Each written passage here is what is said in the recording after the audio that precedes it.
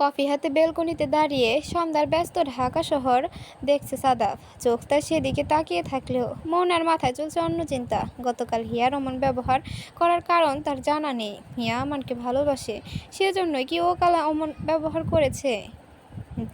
কিন্তু হিয়া যে বলেছিল আব্বুকে রাজি করাতে পারলে সে বিয়েতে কোনো অমত করবে না, তাহলে কালকে অমন বিহেভ করলো কেন? নাকি অন্য কিছু? ওর বিয়ে না করার পেছনে কি অন্য কোনো কারণ আছে? ও এইসবই মাথায় ঘুরপাক খাচ্ছে সাদাফের। আগামীকাল হিয়ার সাথে দেখা করতে হবে, জানতে হবে আসলে হিয়ার কি হয়েছে। বিছানায় শুয়েছিল হিয়া, ফ্যানের দিকে তাকিয়ে ভাবছে জীবনটা এত বেরঙিন কেন। হিয়ার রুমে এসে মিসেস সাবিনা হিয়ার মাথার পাশে বসেন। আলতো হাতে হিয়ার মাথায় হাত বুলিয়ে জিজ্ঞেস করলেন, আমাকে বল না মা, কি হয়েছে তোর? কেন তুই এই বিয়েটা ভেঙে দিলি? মায়ের দিকে তাকিয়ে হিয়া উঠে বসে। মায়ের দিকে এক দৃষ্টিতে তাকিয়ে থাকে হিয়া। মিসেস সাবিনা উত্তরের অপেক্ষায় হিয়ার মুখের পানে চেয়ে রইল। হিয়া কিছু বলতে যাবে, ঠিক তখনই রিয়ান হিয়ার রুমে প্রবেশ করে। উৎকণ্ঠা গলায় বলে, মা, আমানের বাবা ইকবাল আঙ্কেল ফোন করেছিল, একটু আগেই আমান এই দুনিয়ার মায়া ত্যাগ করে চলে যায়। রিয়ানের কথা শুনে হিয়ার বুকের ভেতরটা মুচড়ে ওঠে, চোখ থেকে আপনা আপনি পানি গড়িয়ে পড়তে লাগলো। মিসেস সাবিনা হিয়াকে বুকের মাঝে জড়িয়ে ধরলেন, আঁচল বেয়ে চোখের জল মুছে রিয়ানের উদ্দেশ্যে বললেন, সাদাফকে বলেছিস? বললো ও আসছে, ওকে নিয়ে আমানের শেষ কাজটুকু করে আয়। রিয়ান আর কিছু বলল না। একটু পরেই সাদাফ আসে রিয়ানদের বাসায়। চাতক পাখির মতো চোখ দুটো শুধু হিয়াকেই খুঁজছে, কিন্তু কোথাও হিয়াকে দেখলো না। হিয়া ওর রুমে আছে, দেখা করবে? মিসেস সাবিনার কথায় সাদাফ মাথা নাড়িয়ে বলল, আমানের দাফন সম্পূর্ণ হলে রিয়ানের সাথে আমাদের বাড়িতে আসিও। ঠিক আছে আন্টি। রিয়ান আর আমান চলে গেল আমানদের বাড়িতে। বেলকনিতে দাঁড়িয়ে ফুপিয়ে ফুপিয়ে কাঁদছে হিয়া। আমি তো কারো কোনো ক্ষতি করিনি আল্লাহ, তাহলে কেন এই নির্দোষ মানুষগুলো এইভাবে কষ্ট পাচ্ছে? আমার সাথে কার কি শত্রুতা আছে? আমি কার কি ক্ষতি করেছি আল্লাহ? শত শত অভিযোগ করে যাচ্ছে হিয়া। মিসেস সাবিনা হিয়ার রুমে এসে কোথাও হিয়াকে দেখতে না পেয়ে বেলকনিতে গেলেন। মেঝেতে বসে হিয়াকে কাঁদতে দেখে শাড়ির আঁচল দিয়ে চোখের জল মুছে দিলেন। মাথায় হাত বুলিয়ে দিয়ে বললেন, আমাদের সবাইকে একদিন চলে যেতে হবে। বাস্তবতা মতো যতই কঠিন হোক না কেন, আমাদের তা মেনে নিতে হবে। তোর আব্বু যখন আমাদের ছেড়ে চলে গিয়েছিল, আমরা কি পেরেছি তাকে ফিরিয়ে আনতে? এটা কখনো সম্ভবও না। নিজেকে শক্ত কর মা, জীবন অনেক কঠিন। এই সবের সাথে নিজেকে মানিয়ে নিতে চেষ্টা করতে হবে। চেষ্টা কর। আমার ভীষণ কষ্ট হচ্ছে আম্মু, শুধু আমার জন্য। আমার জায়ান ভাইয়া ড্রাইভার আঙ্কেল মারা গেছেন, আমি দায়ী। কেন আমি বিয়েতে রাজি হয়েছিলাম? কেন আম্মু, কেন? আজ আমার জন্য তাদের মায়ের কোল খালি হয়ে গেল। আমি কিভাবে নিজেকে শক্ত করব বলো না আম্মু? আমার খুব কষ্ট হচ্ছে আম্মু। আমি এজন্যই সাদাব ভাইকে বিয়ে করতে চাই না আম্মু। আমাদের মতো যদি সাদাব ভাইয়ের সাথেও এমন হয়, তাহলে আমি মরে যাব আম্মু। মিসেস সাবিনা শক্ত করে বুকের মাঝে হিয়াকে জড়িয়ে ধরলেন। কি বলে মেয়েকে সান্ত্বনা দিবে, সেই ভাষা খুঁজে পাচ্ছেন না তিনি। রাত তখন প্রায় 10টা বাজে। আমানের দাফনের কাজ শেষ করে রিয়ানের সাথে রিয়ানদের বাসায় চলে আসে সাদাফ। হিয়া কথায় আম্মু কাঁদতে কাঁদতে এই মাত্র ঘুমিয়েছে। শরবতের সাথে ঘুমের ওষুধ গুলে খাইয়েছি বলে একটু ঘুমাচ্ছে। রিয়ান আর কিছু বলল না, নিজের রুমে ফ্রেশ হতে চলে গেল। মিসেস সাবিনাও রান্নাঘরে খাবার গরম করতে চলে গেলেন। সাদাব আস্তে আস্তে হিয়ার রুমে চলে যায়। লাইট অন করে হিয়ার মুখের দিকে তাকাতেই বুকের বাঁ পাশে চিনচিন করে উঠল। এই 2 দিনে শরীরের কী অবস্থা হয়ে গেছে, চোখের নিচে কালি পড়ে গেছে। কতদিন যে যেন ঘুমায় না। সাদাফ হিয়ার পাশে গিয়ে বসলো। মাথায় হাত বুলিয়ে উঠে আসার সময় হিয়ার পাশ থেকে একটা নীল রঙের ডায়েরি দেখতে পেল সাদাফ। ডায়েরিটা নিতে গিয়ে হাত সরিয়ে নিল ইতস্তত করে, আবার কি মনে করে যেন ডায়েরিটা হাতে নিল। মানুষের পার্সোনাল ডায়েরি দেখতে নেই। ডায়েরিটা রাখতে গেলে ডায়েরিটা হাত থেকে পড়ে যায় সাদাফের। নিচু হয়ে ডায়েরিটা তুলতে গেলে চোখে পড়ে বড় বড় এক অক্ষরে লেখা, ভালোবাসি ভালোবাসা। তার নিচে ছোট্ট করে লেখা, আমার সাদাব আহমেদ। লেখাটা পড়ে সাদাব বিস্ময়ে কিংকর্তব্য বিমূঢ় হয়ে যায়। বিড়বিড় করে বলতে থাকে, হিয়া আমাকে ভালোবাসে। কথাটা ভাবতেই খুশিতে সাদাবের নাগিন ডান্স দিতে ইচ্ছে করছে। ডায়েরিটা তুলে রাখতে গেলে সেখান থেকে সে কাগজের ভাঁজটা পড়ে যায় ফ্লোরে। সাদাফ নিচ থেকে কাগজটা তুলে নিয়ে কাগজের ভাঁজ খুলে সেই লেখাটা পড়ে স্তব্ধ হয়ে যায়। কাগজটা পকেটে ঢুকিয়ে ডায়েরিটা জায়গায় রেখে লাইট অফ করে সাদাফ হিয়ার রুম থেকে বেরিয়ে যায়। মিসেস সাবিনা খাবার খাওয়ার জন্য ডাকলে সাদাফ এখন কিছু খাবে না বলেই বাইক নিয়ে বাড়িতে চলে গেল। সাদাফের চলে যাওয়ার কারণ আগাগোড়া কিছুই বুঝলেন না মিসেস সাবিনা ইয়াসমিন। বাড়িতে এসে সাদাফ কাগজটা পকেট থেকে বের করে ড্রেসিং টেবিলের ড্রয়ারে রেখে কারবার থেকে টি শার্ট আর একটা ট্রাউজার নিয়ে ওয়াশরুমে গোসল করতে চলে যায়। ওয়াশরুম থেকে বের হয়ে দেখে তার আম্মু বিছানায় বসে আছেন। কিছু বলবা আম্মু? হিয়া যখন বিয়েটা করছে না তখন অনিমার সাথেই তোর বিয়েটা হবে। এসব কি বলছো আম্মু? বা যা বলছি একদম ঠিক বলছি। তোর আব্বু আজ অনিমার আব্বুর সাথে কথা বলেছে এ ব্যাপারে। বাহ, তোমরা তো দেখছি আমাকে না জানিয়ে অনেক দূরে এগিয়ে গেছো। শোনো আম্মু, আমি হিয়াকে ভালোবাসি। যদি বিয়ে করতে হয় তবে আমি হিয়াকেই করব। ওই মেয়েটা কিভাবে গতকাল অপমান করেছে দেখিসনি তুই? সবার মুখের উপরে কথা বলছে এই বিয়ে হবে না, তারপরে তুই এসব বলছিস? আমি হিয়াকে চিনি আম্মু। হিয়া এমনি এমনি ওই কাজ করেনি, কিছু একটা আছে ওর এই কাজ করার পেছনে। ওহ, মায়ের থেকে ওই মেয়ের দাম বেশি হয়ে গেছে। তাহলে ভালো খেতে আয় বলে মিসেস ফাহমিদা সাদাফের রুম থেকে চলে যান। কিছুক্ষণ পর সাদাফ খাবার খেতে যায়। আব্বু কই আম্মু? খেয়ে ঘুমাতে গেছেন। সাদাফ আর কিছু বললেন না, চুপচাপ খেয়ে নিজের রুমে চলে গেলেন। বিছানায় আধশোয়া হয়ে মোবাইল নিয়ে কিছুক্ষণ ফেসবুকের নিউজ ফিড স্ক্রল করলো।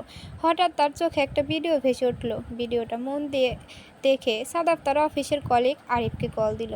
আরিফ কল ধরতেই সাদাফ জিজ্ঞাসা করলো, কেমন আছেন আরিফ ভাই? এই তো ভালো। আপনি? আছি একরকম। সাইমনের সেই ভিডিওটা ভাইরাল হয়েছে। আমিও দেখেছি। এই ভিডিওটার জন্য সাইমনকে পুলিশে গ্রেফতার করেছিল। করারই কথা। এত বেয়াদব কেন কোনো পুরুষ হয়? ভরা রাস্তায় একটা মেয়ের গায়ের ওড়না টেনে নিয়ে আবার তারা জামা ছিঁড়ে দেয়। মনে পড়লে ইচ্ছা করে মাটিতে পুঁতে ফেলি ওই মেয়েখোরটাকে। শুধু মেয়েখোর না, ওই সাইমন মানুষও খুন করতে একবারও ভাবে না। কিছুদিন একটা খবর শুনলাম সাদাব ভাই। কি খবর? ওই সাইমন নাকি কিছুদিন আগে গাড়ি দিয়ে কোন বরযাত্রীর গাড়িকে মারাত্মকভাবে ধাক্কা দিয়েছে। তার ফলে বরং বরযাত্রীর গাড়িটা উল্টে গিয়েছিল। ড্রাইভার তো ঘটনাস্থলে মারা যায়। সাদাফের কাছে এখন সবটা পরিষ্কার হয়ে যায়। কি করে জানলেন আপনি? ওই শিহাব আছে না, আমাদের অফিসের পিয়ন, ও নাকি দেখেছে গাড়িটা ধাক্কা দিয়েছে, সেখানে সাইমনকে দেখেছে। ও আচ্ছা, আরিফ ভাই রাখি, ঘুম পাচ্ছে, সকালে অফিসে কথা হবে। সাদাফ কল কেটে দিল। সাইমন আমানকে মারতে গেল কেন? আমানের সাথে ওর কিসের শত্রুতা? একটা মানুষ কতটা নীচ হলে মানুষকে খুন করে? রেস্টুরেন্টে সাদাফের সামনে বসে আছে হিয়া। অনেক কষ্টে সাদাফ হিয়াকে রাজি করিয়েছে দেখা করার জন্য। মাথা নিচু করে হাতের নখ খুঁটছে। এই বিয়েতে রাজি না হওয়ার কারণ কি? হিয়া একবার সাদাফের দিকে তাকিয়ে আবার মাথা নিচু করে চুপচাপ বসে আছে। কিছু বলছো না কেন? কি বলবো শুনেন মিস রাওজামিনী হিয়া, আমি গতকাল রাতে আপনার ডায়েরিটা দেখেছি। কথাটা শুনে হিয়া পারছে না দৌড়ে চলে যেতে। কি, আপনি জানেন না মানুষের পার্সোনাল ডায়েরি দেখতে নেই? জানি তো। আপনি তো শুধু একটা পেজের দুটো বাক্য আমি তো শুধু পেজের দুটো বাক্য দেখেছি। হিয়া বুঝতে পারছে সাদাব কোন লেখাটা দেখতে পেয়েছে। তুমিও তো আমায় ভালোবাসো। হিয়া, তাহলে কেন এ বিয়ে করছো না তুমি? হিয়ার ডান হাতটা আলতো করে ধরে বলে সাদাব, আপনি তো আমায় ভালোবাসেন না সাদাব ভাই, শান্ত কণ্ঠে বলল হিয়া। কে বলল যে আমি তোমায় ভালোবাসি না? তার মানে আপনিও আমাকে ভালোবাসেন? খুশিতে হিয়ার চোখ জল জল করে উঠল। জি ম্যাডাম, ভালোবাসি। আমার ভালোবাসাকে হিয়ার খুশি যেন আকাশ সমান। এত ভালো লাগছে বলে বোঝানো যাবে না। এতদিন চাতক পাখির মতো এই কথাটা শোনার জন্য বসেছিল। আজ তা পূরণ হলো। ভাবতেই খুশিতে আত্মহারা হয়ে যাচ্ছে হিয়া। তোমাকে কেউ থ্রেট দিচ্ছে? সে কথা কাউকে বলনি কেন তুমি? মানে? সাদা পকেট থেকে সেই কাগজটা বের করে হিয়ার সামনে ধরল। কাগজটা সাদাপের হাতে দেখে কলিজা শুকিয়ে গেছে হিয়ার। তোতলাতে বলল, আপনি এই কাগজটা কোথায় পেলেন? তোমার ডায়েরি থেকে পড়ে গিয়েছিল, তখনই পেয়েছি। এই বলো, এই সব কে দিয়েছে তোমাকে? ওই দিন সকালে আমি ফজরের নামাজ পড়ে একটু হাঁটতে বের হয়েছিলাম, তখন কোথা থেকে যেন এই কাগজটা এসে আমার গায়ে পড়েছিল। আশেপাশে তাকিয়ে কাউকে দেখতে পাইনি। আমাদের বলনি কেন? আসলে আমি ঘাবড়ে গিয়েছিলাম। আমার আজ বিয়েতে রাজি না হওয়ার কারণ, যেদিন আপনারা আমাদের বাড়িতে এসেছিলেন আংটি পরাতে যাবেন, আর তখন আমার মোবাইলে একটা মেসেজ আসে। কিসের মেসেজ? হিয়া ব্যাগ থেকে মোবাইলটা বের করে মেসেজটা সাদাফকে দেখায়। মেসেজটা পড়ে ও বলে, ও এই কারণ ফেসবুকে একটা ভিডিও ভাইরাল হয়েছে। তুমি ভিডিওটা দেখেছো? কিসের ভিডিও? একটা ভদ্রলোক একটা মেয়ের ওড়না কেড়ে নিয়ে মেয়েটার জামা ছিঁড়ে দিয়েছিল, এমন টাইপের একটা ভিডিও। হ্যাঁ, সকালে রিয়ান ভাইয়ের ফোনে দেখেছিলাম। এই ভিডিওটি আমি করেছিলাম, কিন্তু আমি এটা পোস্ট করিনি। তাহলে হয়তো অন্য কেউ ভিডিও করেছিল আর ভাইরালও করেছে। হতে পারে। তোমায় যে কাগজ আর মেসেজগুলো করেছে সে দেখেছিল আমাকে ভিডিও করতে। সে হলো ওই ভিডিওর ওই অশ্লীল বেয়াদব লোকটা, যার জন্য তাকে পুলিশ গ্রেফতার করেছিল। সে হয়তো ভাবছে আমি তাকে জেলে দিয়েছি। ও আল্লাহ, এই লোকটা আপনার পরিচিত? হ্যাঁ, আমার না রিয়ানও চিনে ওকে। সাইমন নাম তার। খুব খারাপ একটা লোক, মেয়েখোর। আমাদের অ্যাক্সিডেন্টটাও ও করেছে। ছি, এত বাজে মানুষ ও আছে পৃথিবীতে। আমারও কি ক্ষতি করেছে যে 3টা নির্দোষ মানুষকে খুন করে ফেললো? আমিও তাই ভাবছি। আচ্ছা চলো, তোমাকে বাড়িতে দিয়ে আসি, অনেক বেলা হয়ে গেছে। আচ্ছা। সাদাফ হিয়াকে বাড়িতে পৌঁছে দিয়ে নিজের বাড়ির দিকে রওনা হলো। হিয়ার রুমে এসে গোসল করার জন্য ওয়াশরুমে চলে গেল। বাড়িতে এসে সাদাফ বিছানায় গা এলিয়ে দিল। ঠিক তখনই সাদাফের ফোন বেজে ওঠে। প্যান্টের পকেট থেকে মোবাইল বের করে দেখে আরিফ কল দিয়েছে। কল রিসিভ করতেই ওপাশ থেকে আরিফ বলে ওঠে, আজ অফিসে আসেননি কেন সাদাফ ভাই? আজ একটা কাজ ছিল, তাই বসের থেকে ছুটি নিয়েছি। ও আচ্ছা, যেটার জন্য কল দিয়েছি। সাইমন আছে না, ওকে নাকি পুলিশ ওর আস্তানা থেকে আবার গ্রেফতার করেছে। কি বলেন? আমি এখনই আসছি। সাদাফ কল কেটে দিয়ে রিয়ানকে কল দেয়। রিয়ান ফোন ধরতেই সাদাফ বলে, তৈরি হয়ে নে, আজ একটা টুর্নামেন্ট খেলা হবে, আমি আসছি। রিয়ানকে কিছু বলতে না দিয়েই সাদাফ কল কেটে দেয়। বাইক নিয়ে আবার রিয়ানদের বাসার দিকে রওনা হয়। রাস্তার পাশে রিয়ানকে দেখতে পেল সাদাফ। রিয়ান বাইকে বসে সাদাফকে জিজ্ঞাসা করে, কি হয়েছে? সাদাফ রিয়ানকে সব বললে রাগে রিয়ানের কপালের রগ ফুলে ওঠে। এখন যদি সাইমনকে রিয়ান সামনে পেত তাহলে কেটে কুচি কুচি করে ফেলতো। সাদাফ পুলিশ স্টেশনের সামনে বাইক থামায়। বাইক থেকে নেমে তারা এসিপির সাথে দেখা করতে ভেতরে যায়। আরে সাদাফ যে, কী অবস্থা আপনার? এই তো ভাই, ভালো আছি। শুনলাম সাইমনকে নাকি গ্রেফতার করা হয়েছে। হ্যাঁ, কিছুদিন আগে বরযাত্রীর গাড়িতে ধাক্কা মারে, যার ফলে ওই গাড়িতে ধাক্কা খাওয়া যাত্রীরা মারা যায়। সে বরযাত্রী আমার বোনের ছিল। ও মাই গড, কি বলেন? আচ্ছা, আমরা কি সাইমনের সাথে দেখা করতে পারি? হ্যাঁ অবশ্যই, আসুন আমার সাথে। এসিপির পেছন থেকে সাদাফ ও রিয়ান ও যায়। কি অবস্থা আমার প্রাণপ্রিয় বন্ধু? সাদাফের ঠাট্টার ছলে বলা কথায় পেছনে ফিরে তাকায় সাইমন। চোখ থেকে তার আগুন ঝরছে, লাল টুকটুকে হয়ে আছে তার চোখ। তুই কত বড় বোকারে সাইমন! আমায় কষ্ট দিতে গিয়ে তুই আমাকে সুখের রাজ্যে নিয়ে গেলি। চোখ কটমট করে তাকায় সাইমন। আমার সাথে লাগতে আসছিলি? সাদাফের ফল খুব খারাপ হবে। আরে রাখ, তোর ফল খারাপ হওয়ার কথা। শালা, মন চাচ্ছে তোকে মাটিতে পুঁতে ফেলতে। রাগে গজগজ করতে করতে বলল রিয়ান, শোন সাইমন, আমাকে কষ্ট দিতে গিয়ে তুই শুধুই আমানদের মারলি। আমান রে যদি না মারতি তাহলে হিয়াকে না পাওয়ার যন্ত্রণায় আমি এমনি মরে যেতাম। কিন্তু দেখ, আমানকে মেরে তুই সারা জীবনের মতো হিয়াকে আমার করে দিলি। শোন, এরপর লাগতে আসলে একটু চিন্তা ভাবনা করে লাগতে আসিস। জেলের মধ্যে ভালো থাক, শুভকামনা রইল। আসি, আল্লাহ হাফেজ বলে সাদাফ আর রিয়ান পুলিশ স্টেশন থেকে বাড়িতে চলে আসে। বাড়িতে এসে রিয়ান সবাইকে সব বলে সাইমনের কথা। বেয়াদব লোক একটা, আর যেন জেল থেকে বের হতে না পারে বলে হিয়ার রুমে চলে গেল। রাত তখন প্রায় 10টা বাজে। সাদাফ হিয়াকে ফোন দেয়। হিয়া ফোন রিসিভ করতেই ওপাশ থেকে সাদাফ বলে ওঠে, কি ম্যাম, এখন তো কোনো বাধা নেই। এখন কি আমাকে বিয়েটা করা যাবে? আর সিঙ্গেল থাকতে ইচ্ছা করছে না তো। সাদাফের কথায় হিয়া লজ্জা পেয়ে বলল, ঘুম পাচ্ছে রাখি। আর লজ্জা পেয়ে কল কেটে দেওয়ার কি আছে? বিয়েটা তাহলে হচ্ছে। আব্বু আম্মুকে নিয়ে কাল আসছি আপনার বাসায় ম্যাম। হিয়া কিছু বলল না। সাদাফ বুঝে নিল নীরবতা সম্মতির লক্ষণ। পরের দিন সন্ধ্যায় সাদাব তার মা বাবাকে নিয়ে হিয়াদের বাড়িতে আসে। একেবারে আকাত করে ফেলতে চান তারা। মা বাবাকে রাজি করাতে একটু বেগ পেতে হয়েছিল সাদাফের। দ্বিতীয়বার অপমান হতে চান না তারা। সাদাফের কাছ থেকে সব শুনে শেষে রাজি হন এই বিয়েতে। আনহা হিয়াকে একটা লাল শাড়ি পরিয়ে সুন্দর করে সাজিয়ে দেয়। সাদাফের সামনে বসে আছে হিয়া। হিয়া একবার সাদাফের দিকে তাকায়, সাথে সাথে সাদাফ চোখ মেরে দিল। হিয়া লজ্জা পেয়ে মুচকি হেসে মাথা নিচু করে ফেলল। আংটি পরানো পর্ব শেষ হলে হিয়াকে রুমে নিয়ে যায় আনহা। যে গরম পড়েছে, এই শাড়ি পরে আর কিছুক্ষণ থাকলে দম বন্ধ হয়ে মারাই যাব। আপু তুই শাড়িটা বদলে চুড়িদার পরে নে, আমি আসছি। হিয়া ওয়াশরুমে গিয়ে ফ্রেশ হয়ে নিল। মনটা তার অনেক ভালো। শেষমেশ ভালোবাসার মানুষটাকে তো পেল।